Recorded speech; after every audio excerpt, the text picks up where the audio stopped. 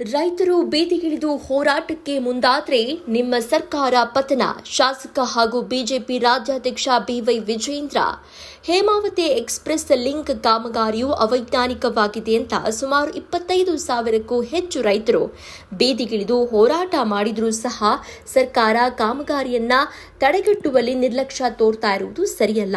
ಕೂಡಲೇ ಸರ್ಕಾರ ಸರ್ವಪಕ್ಷದ ಸಭೆ ಕರೆದು ರೈತರ ಸಮಸ್ಯೆ ಬಗೆಹರಿಸಬೇಕು. ಇಲ್ಲವಾದರೆ ರೈತರು ಮತ್ತೊಮ್ಮೆ ಬೀದಿಗೆ ಇಳಿದು ಹೋರಾಟಕ್ಕೆ ಮುಂದಾದರೆ ನಿಮ್ಮ ಸರ್ಕಾರದ ವಚನವಾಗುವುದರಲ್ಲಿ ಯಾವುದೇ ಅನುಮಾನವಿಲ್ಲ ಅಂತ ಬಿಜೆಪಿ ರಾಜ್ಯಾಧ್ಯಕ್ಷ ಹಾಗೂ ಶಾಸಕ ಬಿವೈ ವಿಜಯೇಂದ್ರ ಸರ್ಕಾರದ ವಿರುದ್ಧ ವಾಗ್ದಾಳಿ ನಡೆಸಿದರು.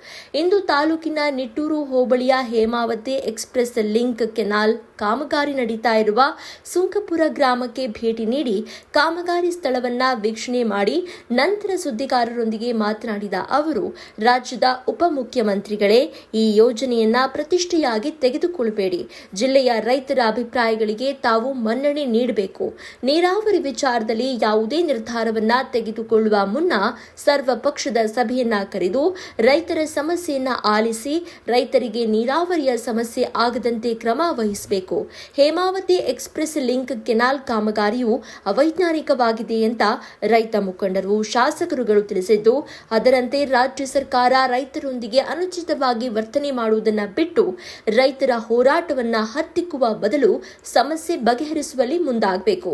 ನೀರಾವರಿ ಹೋರಾಟದಲ್ಲಿ ಭಾಗವಹಿಸಿದಂತಹ ರೈತರು, ಶಾಸಕರು, ಮುಖಂಡರು ಹಾಗೂ ಮಠಾಧೀಶರ ಮೇಲೆ ರಾಜ್ಯ ಸರ್ಕಾರ ಕೇಸು ದಾಖಲು ಮಾಡುವ ಮೂಲಕ ಬೆದರಿಕೆ ಹಾಗೂ ದೌರ್ಜನ್ಯ ಮಾಡ್ತಾ ಇರುವುದು ಸರಿಯಲ್ಲ.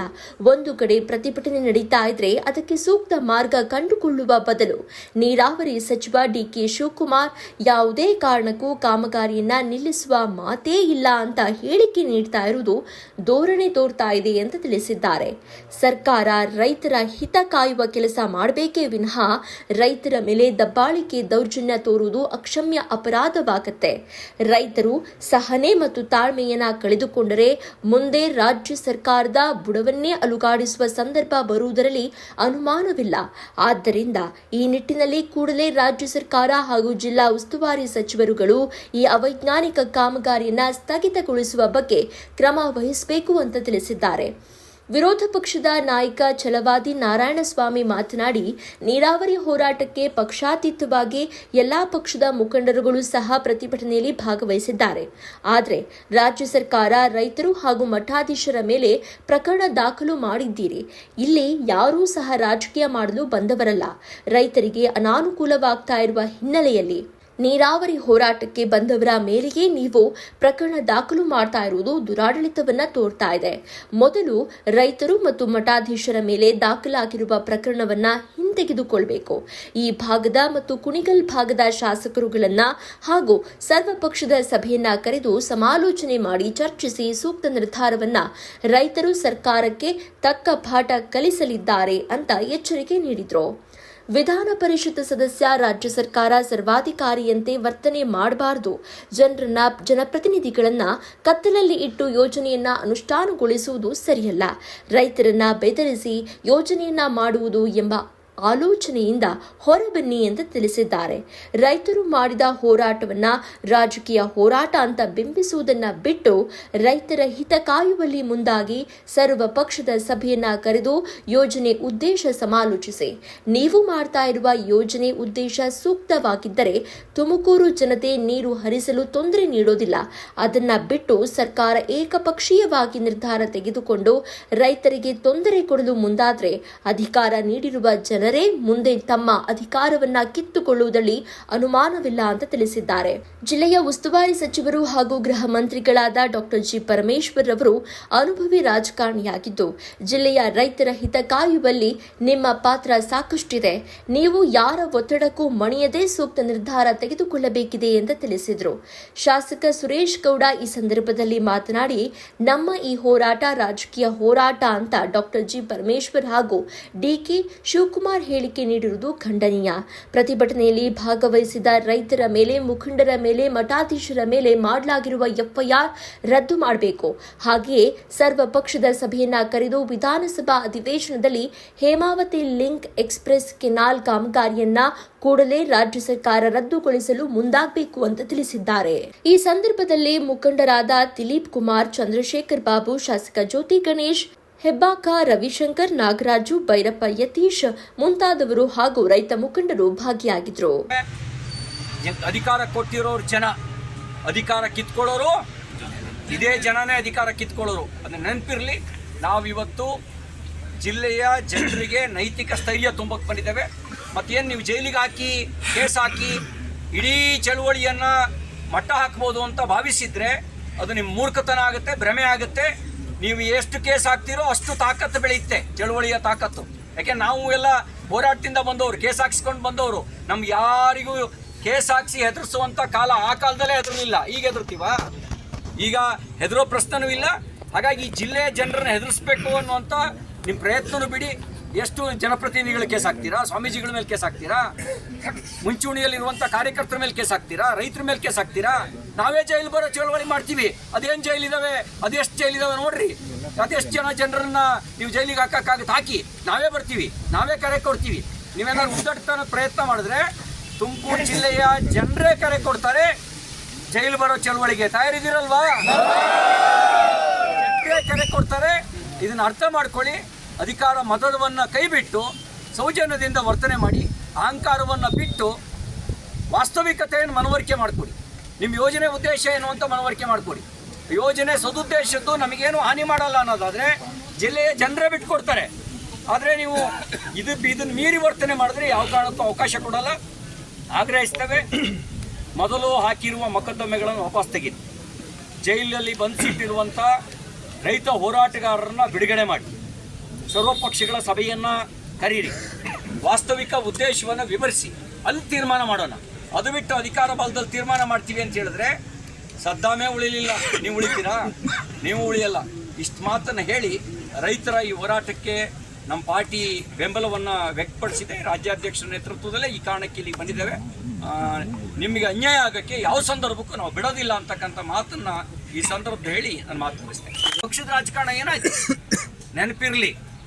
ನೀವೇನಾದ್ರು ಉದ್ದಟತನದಿಂದ, ಅಧಿಕಾರದ ಅಹಂಕಾರದಿಂದ ಏನು ಬೇಕಾದ್ರೂ ಮಾಡ್ತೀವಿ ಅನ್ನುವಂಥ ಮನಸ್ಥಿತಿಯನ್ನು ವ್ಯಕ್ತ ಮಾಡಿದ್ರೆ ನೀವು ಕೋತ್ವಾಲ್ ಅಂತ ಅಂದ್ಕೊಂಡಿರ್ಬೋದು. ಜನ ಯಾರು ಕೋತ್ವಾಲ್ನಿಗೆ ಹೆದರೋ ಜನ ತುಮಕೂರಿನಲ್ಲಿ ಇದ್ದಾರೆ ಅಂತ ಅನ್ಕೋಬೇಡಿ. ನೀವು ಯಾರು ಹೆದರೋ ಜನ ಅಲ್ಲ. ನೀವು ತಕ್ಷಣ ಈಗಾಗಲೇ ರಾಜ್ಯಾಧ್ಯಕ್ಷ ಹೇಳಿದ ರೀತಿಯಲ್ಲಿ ಸರ್ವಪಕ್ಷಗಳ ಸಭೆ ಕರೀರಿ, ಜನಪ್ರತಿನಿಧಿಗಳ ಸಭೆ ಕರೀರಿ, ರೈತ ಸಂಘಟನೆಗಳ ಸಭೆ ಕರೀರಿ, ಯೋಜನೆ ಉದ್ದೇಶವನ್ನು ವಿವರಿಸಿ. ನಾವು ಇಲ್ಲಿಂದ ಅಲ್ಲಿಗೆ, ಅಲ್ಲಿಂದ ಇಲ್ಲಿಗೆ ಹೆಣ್ಣು ತಂದು ಕೊಟ್ಟು ಮಾಡಿದ್ದೀವಿ. ಏನು ನಮಗೇನು ರಾಮನಗರ ಜಿಲ್ಲೆಯ ಜನ ಪಾಕಿಸ್ತಾನದವರಲ್ಲ. ಆದರೆ ನಿಮ್ಗೆ ಉದ್ದೇಶ ಏನು ಅಂತ ಸ್ಪಷ್ಟ ಆಗಬೇಕಲ್ಲ. ಆ ಯೋಜನೆಯನ್ನು ವಿವರಿಸಿ, ಯಾವ ಉದ್ದೇಶಕ್ಕೆ ಅಂಥೇಳಿ.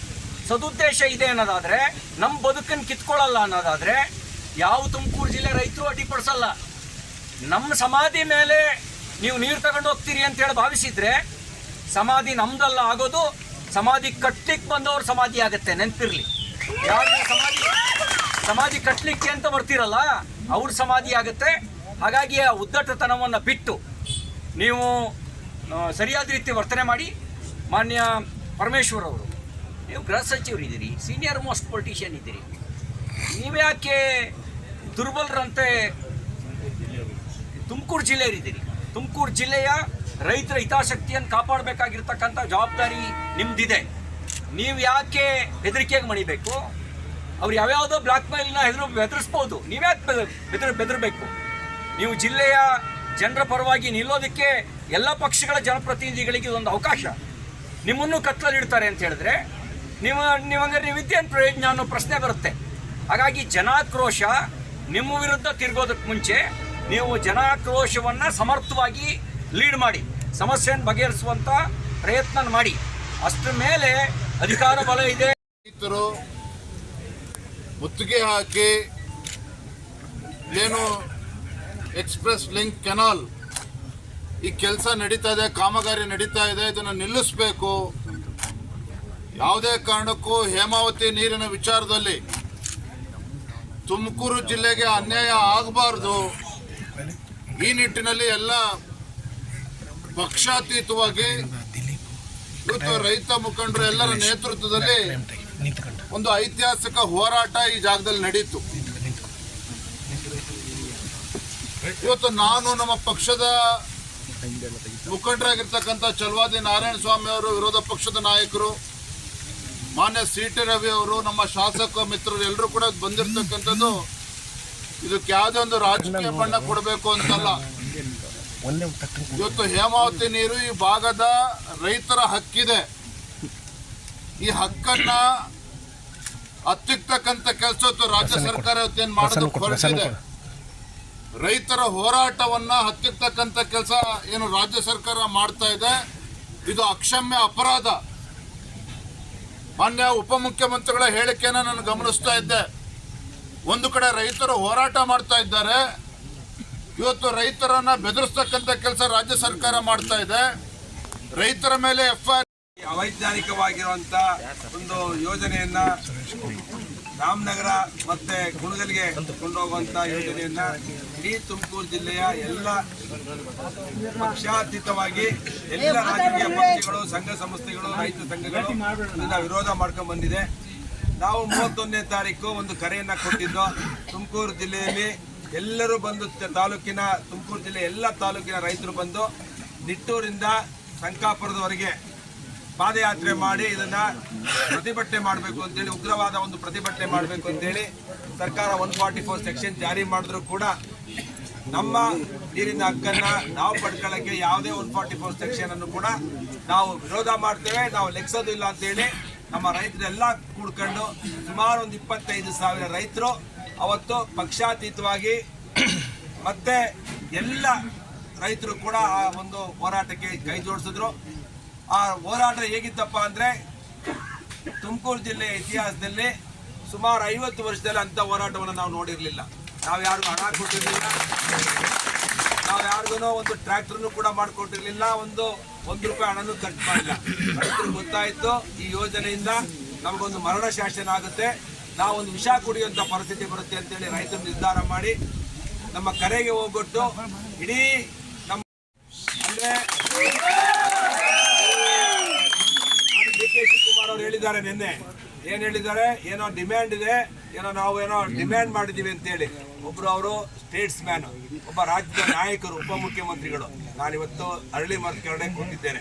ನೀವು ದಯವಿಟ್ಟು ಬಹಿರಂಗ ಪಡಿಸ್ಬೇಕು, ನೀವು ಗಾಳಿಯಲ್ಲಿ ಗುಂಡು ಹೊಡಿಬಾರ್ದು. ನಾವೇನಾದ್ರೂ ಯಾರು ಒಬ್ರು ನಿಮ್ಮ ಹತ್ರ ಏನ್ ಡಿಮ್ಯಾಂಡ್ ಮಾಡಿದ್ದಾರೆ ಅನ್ನೋದನ್ನ ನೀವು ಗಾಳಿಯಲ್ಲಿ ಗುಂಡು ಹೊಡೆದು ಒಂದು ಕ್ವಶನ್ ಮಾರ್ಕ್ ಆಗಿ ಜನರಿಗೆ ಗೊಂದಲಗಳನ್ನ ಸೃಷ್ಟಿ ಮಾಡಬಾರ್ದು. ನಿಮ್ಗೆ ಯಾರು ಏನ್ ಡಿಮ್ಯಾಂಡ್ ಮಾಡಿದ್ದಾರೆ ಹೇಳ್ರಿ, ನಿಮ್ ತಾಕತ್ತಿದ್ರೆ. ಅದು ಬಿಟ್ಟು ಈ ರೀತಿಯ ಹೇಳಿಕೆಗಳನ್ನ ಕೊಟ್ಟು ಜನಗಳಿಗೆ, ಮಾಧ್ಯಮದವರಿಗೆ ತಪ್ಪು ದಾರಿಯನ್ನು ತಿರುಗಿಸುವಂತ ಕೆಲಸವನ್ನ ಡಿ.ಕೆ. ಶಿವಕುಮಾರ್ ಅವರು ಮಾಡಬಾರ್ದು. ಜವಾಬ್ದಾರಿ ಸ್ಥಾನದಲ್ಲಿರೋದು ವಿರೋಧ ಪಕ್ಷದ ಶಾಸಕರಿಗೆ ಗೌರವ ಕೊಡಬೇಕು. ಮತ್ತೆ ಇಲ್ಲಿಯ ಶಾಸಕರಿಗೂ ನಾನು ಹೇಳ್ತಿದ್ದೇನೆ, ಮೊದಲು ಚೇರ್ಮನ್ ಏನಾಗಿದ್ದಾರೆ ಅವರು KSRTCಗೆ ರಾಜೀನಾಮೆ ಕೊಟ್ಟು ಬರಬೇಕು. ಜನ ಇವತ್ತು ಬೀದಿಗೆ ಇಳಿದಿದ್ದಾರೆ. ನಾನು ವಿನಂತಿ ಮಾಡ್ತೇನೆ ವಾಸಣ್ಣ ಅವರಿಗೆ, ನಿಮಗೆ ಯೋಗದಲ್ಲಿ ಮಂತ್ರಿ ಆಗಬೇಕು ಅನ್ನೋದಿದ್ರೆ ನಿಮ್ಮಲ್ಲಿ ಯೋಗ ಇದ್ರೆ ಆಗ್ತೀರಾ. ನೀವು 5 ಬಾರಿ ಶಾಸಕರಾಗಿರೋ, ನೀವು ಶಾಸಕ ಸ್ಥಾನಕ್ಕೆ ರಾಜೀನಾಮೆ ಕೊಟ್ಟು ಈ ರೈತರ ಜೊತೆ ನಿಂತ್ಕೋಬೇಕು. ಸರ್ಕಾರಕ್ಕೆ ತಕ್ಕ ಉತ್ತರವನ್ನು ನೀವು ಕೊಡಬೇಕು, ಟಕ್ಕರ್ ಕೊಡಬೇಕು ಅಂತೇಳಿ ಈ ಸಂದರ್ಭ ವಿನಂತಿ ಮಾಡಿ ನಮ್ಮ ಸಿ.ಟಿ. ರವಿಯವರು ಮತ್ತೆ ನಾರಾಯಣ ಸ್ವಾಮಿಯವರು ಮತ್ತೆ ನಮ್ಮ ವಿಜಯಣ್ಣವರು ಇವರು ಒಂದೆರಡನ್ನ ನಮಗೆ ಅಂತ ಕಾಂಗ್ರೆಸ್ನವ್ರು ಹೇಳ್ತಾ ಇದ್ದಾರೆ. ರಾಜಕೀಯವಾಗಿ ಬಿಜೆಪಿನವರು ರೈತರನ್ನ ಎತ್ಕೊಳ್ತಾವ್ರೆ. ನೋಡಿ, ರೈತರಷ್ಟು ಪ್ರಜ್ಞೆ ಇರುವಂಥವ್ರು ಇನ್ಯಾರೂ ಇಲ್ಲ. ಬದುಕಿನ ಪ್ರಶ್ನೆ ಇದೆ. ಇಲ್ಲಿ ರಾಜಕಾರಣದ ಎಲ್ಲಿದೆ ಹೇಳಿ? ಈ ರಾಜಕಾರಣದ ಎಲ್ಲಿದೆ ಹೇಳಿ? ನಾಳೆ ಬೆಳಿಗ್ಗೆ ಎಲೆಕ್ಷನ್ ಇದೆಯಾ? ನಾಳೆ ಬೆಳಿಗ್ಗೆ ಯಾವ್ದಾದ್ರು ಎಲೆಕ್ಷನಿಗೆ ಹೋಗ್ಬೇಕಾ? ಅಥವಾ ನಾವೇನಾರು ಮುಖ್ಯಮಂತ್ರಿ ಉಪಮುಖ್ಯಮಂತ್ರಿ ಸ್ಥಾನಕ್ಕೆ ನಾವೇನಾದ್ರು ಹೋಗಿ ಕೂತ್ಕೊಳ್ಳೋಕ್ಕಾಗತ್ತಾ? ಪ್ರಮಾಣ ವಚನ ಸ್ವೀಕಾರ ಮಾಡೋಕ್ಕಾಗತ್ತಾ? ಇಲ್ಲಿ ಕುಂತಿರೋರು ಇಲ್ಲಿರೋದು ಬದುಕಿನ ಪ್ರಶ್ನೆ ಇದೆ, ಬದುಕಿನ ಆತಂಕ ಇದೆ. ನಮ್ಮ ಬದುಕು ಏನಾಗುತ್ತೋ ಅನ್ನುವಂಥ ಭಯ ಕಾಡ್ತಾ ಇದೆ. ಇದ್ರ ಮಧ್ಯೆ ಇನ್ನು 2-3 ದಿನದಲ್ಲಿ ಮತ್ತೆ ಇಲ್ಲೇ ಕಾಮಗಾರಿ ಅದಕ್ಕೆ ನಾನು ಹೇಳಿದೆ, ನೀರು ಬೆಂಕಿ ಆಗಕ್ಕೆ ಅವಕಾಶ ಕೊಡಬೇಡಿ. ನೀರು ಬೆಂಕಿ ಆದರೆ ನೀವು ಯಾರೂ ಉಳಿಯಲ್ಲ. ಅಧಿಕಾರ ಮತ್ತಲ್ಲಿರೋರು ಯಾರೂ ಉಳಿಯಲ್ಲ. ನೀರು ಬೆಂಕಿ ಆಗಕ್ಕೆ ಅವಕಾಶ ಕೊಡಬೇಕು. ಕುಮಾರಸ್ವಾಮಿ ಅವರೇ ಇದರ ಮೂಲ ಯೋಜನೆಗೆ ಅನುಮೋದನೆ ನೀಡಿದ್ರು ಅಂತೇಳಿ ಮಾತಿರುವಂಥದ್ದು. ಅವರೇನಾದ್ರೂ ರೈತ ಹೋರಾಟಗಾರರಿಗೆ ಬೆಂಬಲ ಸೂಚಿಸ್ತಾರ? ನೋಡಿ, ಬಹಳ ಸ್ಪಷ್ಟ ಇದೆ. ನಾವ್ಯಾರು ರೈತರಿಗೆ ನೀರು ಕೊಡೋಕ್ಕೆ ವಿರೋಧಿಗಳಲ್ಲ. ರಾಮನಗರದ ರೈತರು ಪಾಕಿಸ್ತಾನದವರಲ್ಲ ಅಂತ ನಾವು ಹೇಳಿದ್ವಿ. ಆದರೆ ಇಲ್ಲಿಯೇ ಬದುಕು ಕಿತ್ಕೊಳ್ಬಾರ್ದು. ಮೂಲ ಯೋಜನೆ ಏನಿತ್ತು? ಎಷ್ಟು TMC ನೀರು ಕೊಡ್ತಾ ಇದ್ದೀರಿ? ಯಾವ ರೀತಿ ಹಂಚಿಕೆ ಮಾಡ್ತಾ ಇದ್ದೀರಿ? ಈಗ ಈ ಒಂದು ಪ್ಲಾನೇ ಅವೈಜ್ಞಾನಿಕ ಅಂತ ಅನ್ನುವಂಥ ಆರೋಪ ಇದೆ. ಇಲ್ಲಿರುವ ಜಿಲ್ಲೆಯ ನೀರಿಗೆ ಸಮಸ್ಯೆ ಆಗುತ್ತೆ ಅನ್ನುವಂಥ ಆತಂಕ ಕಾಡ್ತಾ ಇದೆ. ಆತಂಕ ನಿವಾರಿಸಿ. ಕಪ್ಪಲಲ್ಲಿ ಯಾಕೆ ಮಾಡ್ತೀರಿ? ಡಿ ಕೆ ಶಿವಕುಮಾರ್ ಅವರು ಹೇಳಿಕೆ ನೀಡ್ತಾರೆ.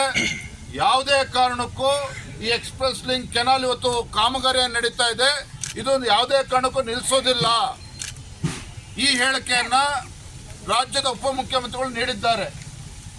ನಾನಿವತ್ತು ನಮ್ಮ ಪತ್ರಿಕಾ ಹಾಗೂ ಮಾಧ್ಯಮದ ಸ್ನೇಹಿತರ ಮುಖೇನ ಮತ್ತು ಈ ಭಾಗದ ರೈತರ ಪರವಾಗಿ ರಾಜ್ಯದ ಗೌರವಾನ್ವಿತ ಉಪಮುಖ್ಯಮಂತ್ರಿಗಳಿಗೆ ನಾನು ಹೇಳೋದಕ್ಕೆ ಇಷ್ಟಪಡ್ತೇನೆ. ದಯವಿಟ್ಟು ಈ ಯೋಜನೆಯನ್ನ ಪ್ರತಿಷ್ಠೆಯಾಗಿ ನೀವು ತೆಗೆದುಕೊಳ್ಬೇಡಿ.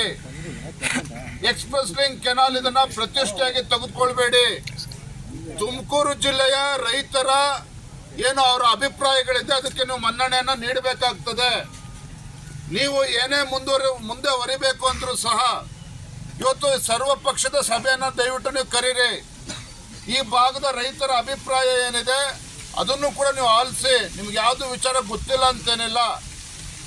ಏನು ಈ ಭಾಗದ ರೈತರ ಅಭಿಪ್ರಾಯ ಇದೆ ಇದು ಅವೈಜ್ಞಾನಿಕವಾಗಿದೆ. ಈಗ ತಾನೇ ಸುರೇಶ್ ಗೌಡ್ರು ಹೇಳಿದ್ರು ಅವೈಜ್ಞಾನಿಕವಾಗಿದೆ ಅಂತೇಳಿ ಎಲ್ಲರ ಅಭಿಪ್ರಾಯ ಕೂಡ ಇದೆ. ಮತ್ತೊಂದು ಕಡೆ ಯಾವುದೇ ಒಂದು ಅಹಂಕಾರದಿಂದ ಯಾವುದೇ ಒಂದು ನಿರ್ಧಾರವನ್ನು ರಾಜ್ಯ ಸರ್ಕಾರ ತೆಗೆದುಕೊಳ್ಬಾರ್ದು. ಯಾವುದೇ ಒಂದು ಅಹಂಕಾರದಿಂದ ನಿರ್ಧಾರವನ್ನು ತೆಗೆದುಕೊಳ್ಳದೇನೆ ಇವತ್ತು ಆತ್ಮೀಯತೆಯಿಂದ ರೈತರ ಜೊತೆಯಲ್ಲಿ ಕೂತು ಇವತ್ತು ಹೋರಾಟ ಅಂತಕ್ಕಂಥದ್ದು ಪಕ್ಷಾತೀತವಾಗಿ ಹೋರಾಟವನ್ನು ತೆಗೆದುಕೊಂಡಿದ್ದಾರೆ.